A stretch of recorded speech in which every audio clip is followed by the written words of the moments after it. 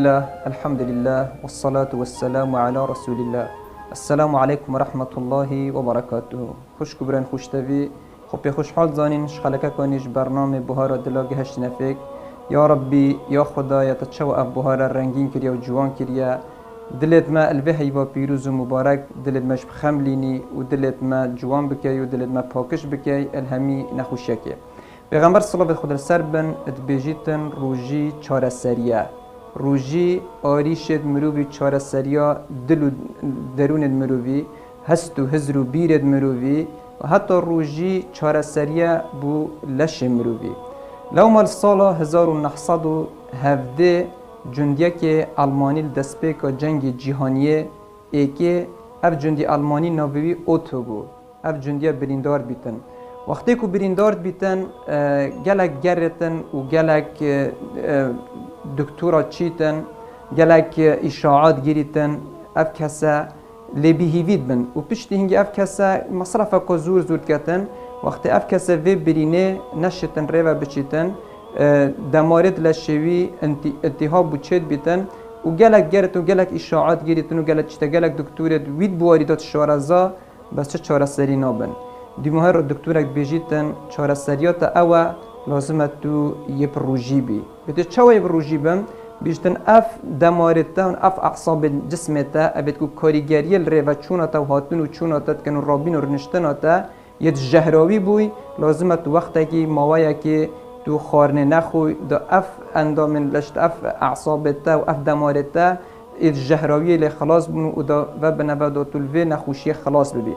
اف کسایش راد بیتن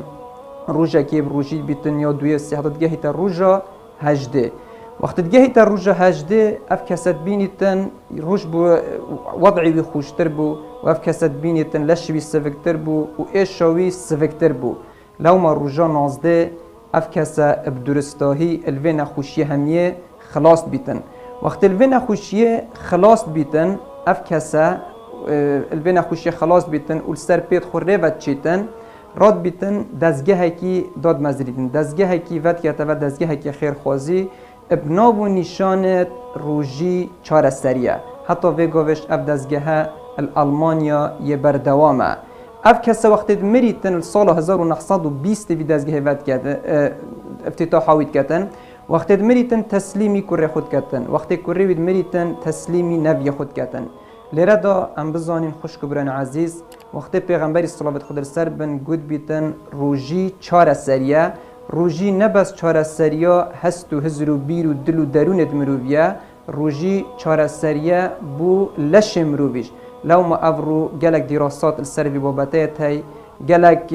بحث السروی بابتای های توی جنویت زانستی و چند دیار کن که فرموده پیغمبری صلی الله علیه و سر بن گویا راستی روزی چهار سریه روزی چهار سریه بو دل و درونت مروی بو هست و هزر و بیرت مروی بو پرورده کرنا مروی بو اخلاق و روشتت مروی بو شیالوی همی ماستر روزی چهار سریه بو همی اندامت لش مروی دعامش رب العالمین چهار سریه رزقیم همیا بکد و رب العالمین اف روزه ببیت السبب و نافچونا و نخوشی او افرو اتکمالگه دا بالا و السلام علیکم و رحمت الله و برکاته.